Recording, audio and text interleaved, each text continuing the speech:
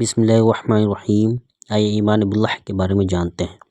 ایمان باللہ یعنی اللہ تعالیٰ کے واحد و یکتا ہونے، اس کے خالق و مالک ہونے، اس کے پروردگار اور حاجت روا ہونے، اس کے تنہا معبود برحق ہونے کا زبان سے اقرار اور دل کی اتحا گہرائیوں سے اس کی تصدیق کی جائے، نیز اس کے مطابق اپنے عمل و کردار کو بنایا جائے تو اس اقرار و تصدیق اور عمل کے مجموعے کا نام ایمان باللہ ہے، جو اسلام کے بنیادی عقائد میں شامل ہے۔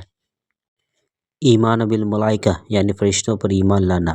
فرشتے اللہ کی نورانی مخلوق ہے، نہ مرد اور نہ عورت اللہ کی ذرا برابر نافرمانی نہیں کرتے ہیں، یعنی کہ ایمان کا تقاضا ہے کہ ہم سب کو فرشتوں پر ایمان لانا ہوگا۔ ایمان بالکتبی۔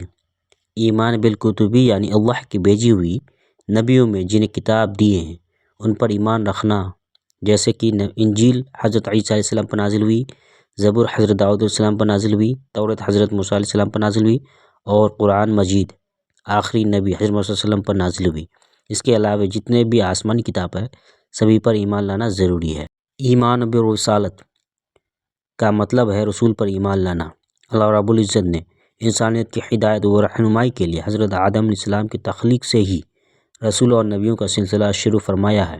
سب سے پہلے نبی حضرت آدم علیہ السلام تھے اور سب سے آخری رسول حضرت محمد صلی اللہ علیہ وسلم ہے۔